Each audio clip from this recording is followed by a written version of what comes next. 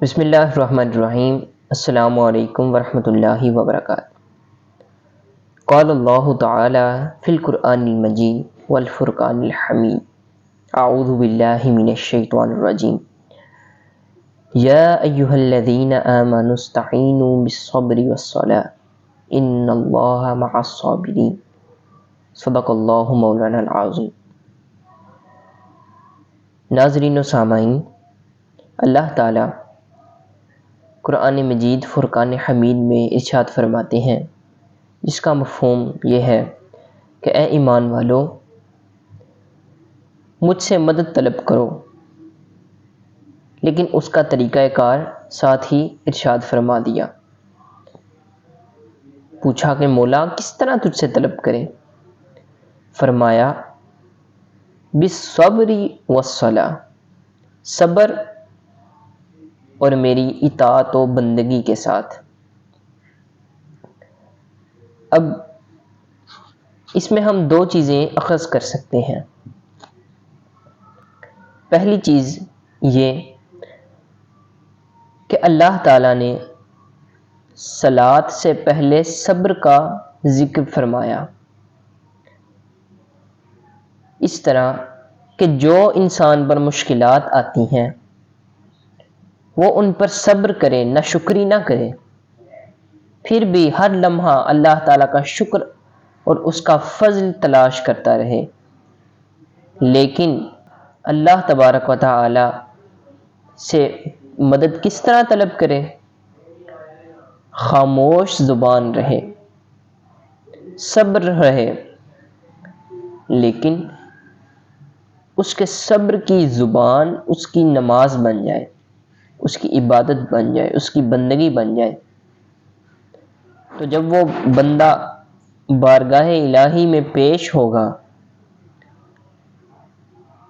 تو اللہ تعالیٰ حاجت روا ہے، اللہ تعالیٰ اپنے بندے کو ہر اسپیکٹ سے جانتا ہے کہ وہ کس چیز کا حاجت مند ہے، یعنی کہ جب بندہ اللہ تعالیٰ کی راہ کو چن لے گا تو آٹومیٹکلی اللہ تبارک و تعالیٰ اس کے تمام جمی مسائل کو حل فرما دے گا۔ اب اس کا دوسرا ہم نظریہ اس آیت کریمہ سے لیتے ہیں، وہ یہ کہ یا ایھا الذین آمنوا استعینوا بالصبر والصلاۃ، یعنی کہ اگر اللہ تعالی سے کچھ مانگنا چاہتا ہے، بندہ کچھ طلب کرنا چاہتا ہے، کسی چیز کی حاجت رکھتا ہے، تو اس کا طریقہ کار کیا ہے کہ وہ اللہ تعالیٰ کو کثرت سے یاد کرے، اس کا شکر بجا لائے، لیکن اس کی عبادت و بندگی کا کرینہ کیا ہے؟ نماز کا، دیگر اللہ تعالیٰ کی عبادت کا، فرائض و واجبات کی ادائیگی کا کرینہ کیا ہے؟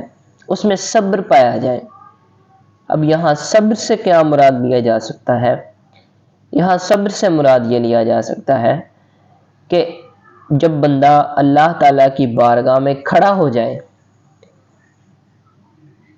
تو یوں استقامت کے ساتھ اس کی بارگاہ میں اپنے دل کو اللہ تعالیٰ کی طرف لگائے رکھے کہ اس کو دنیا و ما فیہا کی خبر نہ رہے، استقامت پیدا ہو جائے۔ جب بندے کی نماز کے اندر استقامت پیدا ہو جائے گی، صبر پیدا ہو جائے گا۔ صبر کس چیز کا؟ صبر دنیاوی سوچ و بچار سے صبر کر لینا عبادت و بندگی کے دوران، اللہ تعالیٰ کے سوا دنیا کی ہر چیز کی محبت سے صبر کر لینا۔ تو جب بندہ دنیا سے کٹ جائے گا اور مولا کا ہو جائے گا، پھر اللہ تعالیٰ ارشاد فرماتے ہیں کہ تم صبر اور استقامت میں کامل ہو گئے ہو، اب کہو اللہم یا رب، یا اللہ، اور بندہ مجھے پکارے۔ حضرت ابراہیم بن ادہم رضی اللہ عنہ فرماتے ہیں کہ ایک مرتبہ میں بیابان میں سفر کرنے لگا، مجھے ایک بوڑھے شخص نے بلایا اور کہا کہ ابراہیم کیا تم جانتے نہیں کن بیابانوں میں تم خالی ہاتھ سفر کر رہے ہو، نہ ساز و سامان، نہ کوئی رزق، نہ کوئی اسباب، اور خالی ہاتھ سفر پر ان بیابانوں میں نکل گئے ہو؟ آپ فرماتے ہیں کہ میں جان گیا کہ یہ شیطان ہے اور مجھے غیر کی طرف مائل کر رہا ہے۔ آپ نے کیا فرمایا؟ آپ کے پاس اس وقت 4 سکے تھے، اور وہ سکے آپ نے اپنی زنبیل کوفہ میں فروخت کی اور اس سے حاصل کیے۔ آپ نے ان کو بھی پھینک دیا اور پھینک کر اس بات کا عہد کیا کہ آپ ہر میل طے کرنے کے بعد 400 رکعت کی نماز ادا کریں گے۔ آپ فرماتے ہیں کہ ایک دن بھی ایسا نہیں آیا کہ اللہ تعالیٰ نے مجھے بغیر مشقت کے روزی نہ دی ہو۔ پھر اسی اثنا میں حضرت خضر علیہ السلام تشریف لائے اور مجھے اسم اعظم عطا فرمایا، جس کی برکت سے میرے دل سے ہر غیب کی چیز وہ ختم ہو گئی۔ ایک دوسری جگہ ایک بزرگ ایک درویش سے فرماتے ہیں کہ جس کا مفہوم یہ ہے کہ اپنے دل کو اللہ تعالی کے سوا ہر چیز سے خالی کر دو۔ اگر تم چاہتے ہو کہ تم اللہ والے ہو جاؤ، اس کا طریقہ کار کیا ہے؟ اس کی مثال ہم یوں لیتے ہیں، اب ہمارا ایک تو انسانی جسم کا عضو گوشت کا لوتھڑا دل ہے، اور یہ جسم کا مرکز ہے، لیکن اگر روحانی دنیا میں چلے جائیں تو روح کا جو سینٹر ہے، روح کا مرکز، روح کا دل، اسے قلب کہتے ہیں۔ اب اس قلب کو ایک گلاس کی مانند ہم لیتے ہیں، اگر اس گلاس میں دودھ پہلے سے بھرا ہو تو کیا آئندہ آنے والا دودھ اس میں داخل ہوگا؟ وہ تو باہر گر جائے گا۔ تو اس کے لیے اللہ تعالیٰ کی محبت کے لیے ضروری ہے کہ پہلے اپنے قلب کے اس گلاس کو دنیا و ما فیہا کی ہر قسم کی، چاہے وہ اولاد کی محبت ہے، والدین کی محبت ہے، رشتہ داروں کی محبت ہے، مال کی محبت ہے، اگر کاملاً اللہ تعالیٰ کی محبت کو ہم چاہتے ہیں کہ اپنے قلب کے اندر جلوہ گر کر لیں، تو ہمیں پہلے اس گلاس کو خالی کر کے واش کرنا ہوگا، تزکیہ، تصفیہ اور آنسوؤں سے، ذکر اذکار سے۔ تو جب یہ گلاس خالی ہو جائے گا قلب کا، تو پھر اس کے اندر نور الہی کا پاکیزہ دودھ سمانا شروع ہو جائے گا۔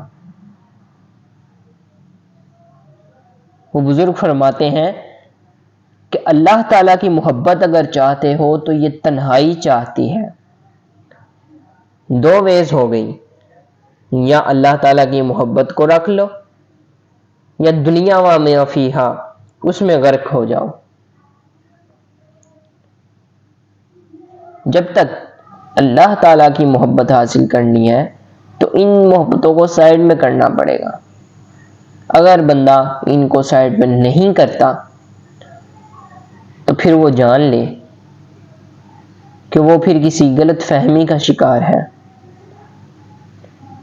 اکثر لوگ کہتے ہیں کہ جی ہم نماز پڑھنی شروع کرتے ہیں تو مشکلات آتی ہیں، اگر نماز چھوڑ دیں تو